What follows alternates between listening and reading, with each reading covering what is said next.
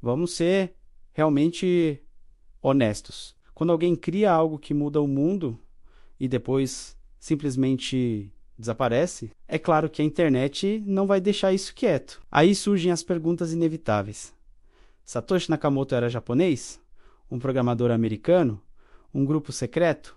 Um governo? Ou uma inteligência artificial muito antes da moda? Hoje, pode relaxar, porque eu vou traduzir as teorias mais loucas e também as mais plausíveis sobre quem foi, afinal, Satoshi Nakamoto. Entre 2008 e 2011, Satoshi Nakamoto deixou um rastro enorme de código e quase nenhum rastro pessoal. Esse vazio virou o terreno perfeito para todo tipo de especulação, teorias, investigações amadoras e algumas conclusões, digamos, bem criativas. Para a gente não se perder no meio de tanta informação, hoje vamos organizar essas teorias em 3 grandes grupos. Primeiro, as que apontam para pessoas reais. Segundo, as que sugerem grupos ou governos. E terceiro, as hipóteses mais loucas e futuristas. E se você curte ver teorias da conspiração passando por um filtro de bom senso, já se inscreve aqui no canal e ativa o sininho. Aqui a gente não ri da dúvida. Nós encaramos qualquer desafio complexo e fazemos a melhor tradução possível, para que você não fique com dúvidas. Vamos então começar pela teoria mais óbvia e talvez a mais fraca. O nome é japonês, Satoshi Nakamoto. Então, por lógica, ele deveria ser japonês, certo? Só que, provavelmente, não. As mensagens de Satoshi eram todas escritas em um inglês perfeito, cheio de expressões britânicas, com referências culturais ocidentais e horários de atividade online que não batiam nem um pouco com o fuso horário do Japão.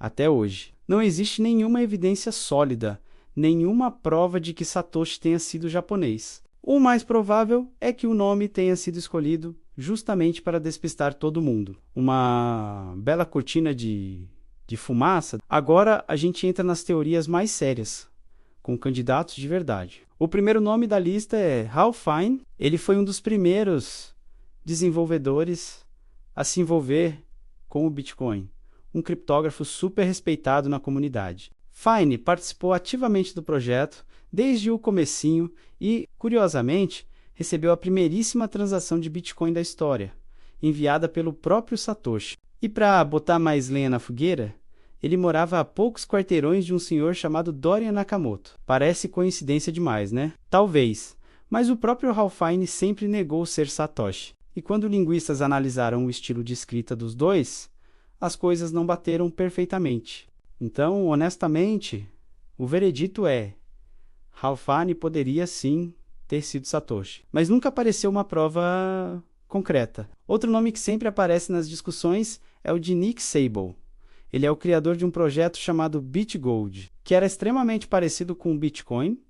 Mesmo tendo sido criado antes, o BitGold já tinha as mesmas ideias centrais: descentralização, prova de trabalho para validar transações e escassez digital. Além disso, análises linguísticas já mostraram várias semelhanças entre os textos de Szabo e as mensagens deixadas por Satoshi. Mas, assim como Ralph Fiennes, Szabo também nega veementemente ser o criador do Bitcoin. E aqui tem um ponto muito importante. Ter ideias parecidas não prova que são a mesma pessoa. Na verdade, isso só prova que o Bitcoin nasceu de um ambiente intelectual coletivo, onde várias mentes brilhantes estavam pensando nas mesmas soluções. Essa próxima teoria ganha cada vez mais força com o passar do tempo. E se Satoshi Nakamoto nunca foi uma pessoa só? E se, na verdade, fosse um pequeno grupo de criptógrafos e programadores trabalhando juntos, em segredo? Realmente isso explicaria muita coisa. Primeiro, o domínio técnico gigantesco em várias áreas diferentes. Segundo, a constância nas respostas e no desenvolvimento do projeto. E terceiro, um anonimato tão bem mantido, que seria mais fácil para um grupo do que para um indivíduo. Mas existe um problema nessa teoria.